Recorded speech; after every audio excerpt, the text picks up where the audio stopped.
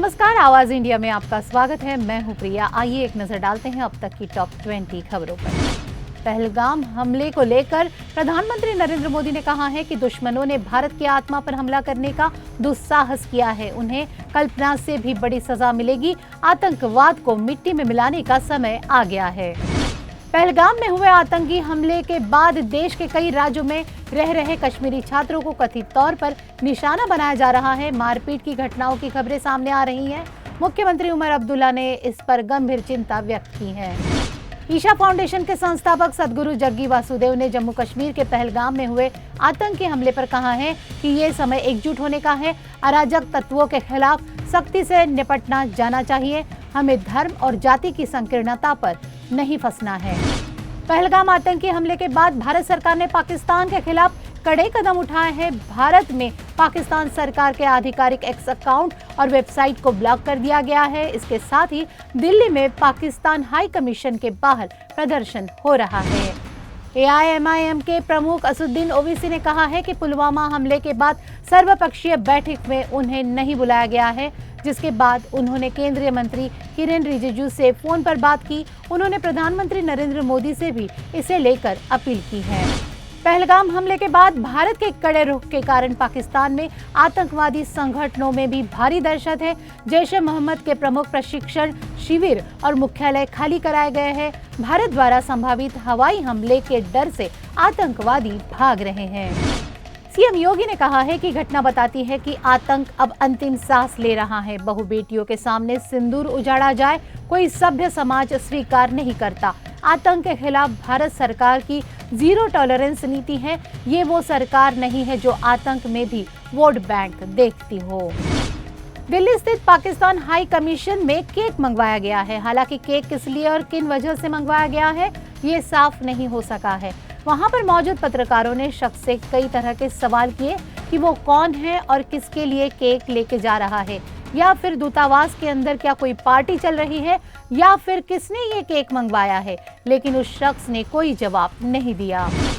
आतंकी हमले और भारत की ओर से की गई कार्रवाई के बीच पाकिस्तान की शहबाज शरीफ सरकार की ओर से इस्लामाबाद में राष्ट्रीय सुरक्षा समिति की अहम बैठक चल रही है। इस बैठक में तीनों सेनाओं के प्रमुखों के अलावा कई महत्वपूर्ण मंत्री भी शामिल हो रहे हैं। All India Muslim personal law board ने पहलगाम आतंकी हमले पर शोक जाहिर करते हुए मंगलवार को वक्फ संशोधन कानून के खिलाफ अपने विरोध प्रदर्शन को अगले 3 दिनों के लिए स्थगित करने का फैसला लिया है। सर्वदलीय बैठक के बारे में सपा प्रमुख अखिलेश यादव ने कहा, सर्वदलीय बैठक के जरिए हम कुछ सुझाव देंगे क्योंकि ये हमारे देश का सवाल है। अपनी तरफ से जो हम कह सकते थे वो हमने प्रेस रिलीज के जरिए कह दिया है। हमारा मानना है कि आतंकियों का कोई धर्म नहीं होता। किसी भी राजनीतिक पार्टी को इस घटना का राजनीतिक लाभ नहीं लेना चाहिए। पाकिस्तान ने अरब सागर में मिसाइल परीक्षण की घोषणा की है, जबकि भारत ने INS विक्रांत को तैनात किया है। ये स्थिति भारत पाक संबंधों में गंभीर चिंता का विषय है और क्षेत्रीय सुरक्षा के लिए खतरा पैदा करती है। समुद्री क्षेत्र में तनाव बढ़ने की आशंका है। जम्मू कश्मीर पुलिस ने पहलगाम आतंकी हमले में शामिल आतंकवादियों आदिल हुसैन ठोकर, अली भाई और हशीम मूसा की गिरफ्तारी में मदद करने वालों को 20 लाख रुपए का इनाम घोषित किया है। छत्तीसगढ़ और तेलंगाना सीमा पर नक्सलियों के खिलाफ अब तक का सबसे बड़ा ऑपरेशन जारी है। सुरक्षा बलों ने 300 से अधिक नक्सलियों को घेर रखा है। इसमें उनके प्रमुख नेता भी शामिल हैं। 4000 से ज्यादा जवान 48 घंटों से ज्यादा समय से इस ऑपरेशन में लगे हुए हैं। पुणे के 500 से ज्यादा पर्यटक इस समय जम्मू कश्मीर में फंसे हुए हैं। विशेष उड़ानों के जरिए आज 182 पर्यटकों को वापस लाया जा सका।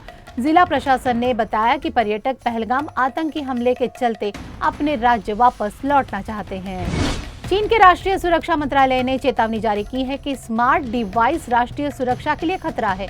अमेरिकी खुफिया एजेंसियों द्वारा बड़े पैमाने पर साइबर हमलों और निगरानी का खुलासा हुआ है, जिसमें स्मार्टफोन प्रमुख लक्ष्य बन गए हैं। पाकिस्तान अधिकृत जम्मू कश्मीर के कठपुतली प्रधानमंत्री चौधरी अनवारुल हक ने भी भारत के खिलाफ जहर उगला है और भारत के पाकिस्तान के आतंकवाद का खुलकर समर्थन भी किया है। साथ ही इस हमले को बलूचिस्तान का बदला करार दिया है। अमेरिकी राष्ट्रपति ने परमाणु हथियार की ओर न बढ़ने की गारंटी के बदले ईरान पर से प्रतिबंध हटाने का ऑफर दिया है, लेकिन बातचीत के बीच ही अमेरिका ने ईरान पर और प्रतिबंध लगा दिए। अमेरिका का दावा है कि ईरान तेल निर्यात से मिलने वाले पैसे का इस्तेमाल हथियारों और आतंकवादी संगठनों को मदद करने में करता है। इससे परमाणु समझौते के भविष्य पर सवालिया निशान लग गया है।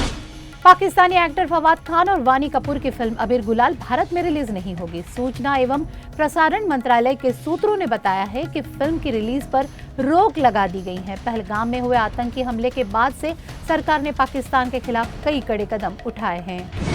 बॉलीवुड एक्ट्रेस रिद्धि डोगरा जल्द ही फिल्म अबीर गुलाल में नजर आने वाली है, जिसमें Pakistani actor Fawad Khan lead role में है। हालांकि पहलगाम हमले के बाद इस फिल्म को भारत में नहीं दिखाया जाएगा। उधर सोशल मीडिया पर यूजर्स रिद्धि को पाकिस्तानी एक्टर के साथ काम करने पर आड़े हाथों ले रहे हैं। रिद्धि ने उन्हें जवाब दिया है और कहा है कि सरकार से ऐसा करने की उन्हें इजाजत मिली थी। तो ये थे अब तक के टॉप 20 समाचार। आप देखते रहिए आवाज इंडिया।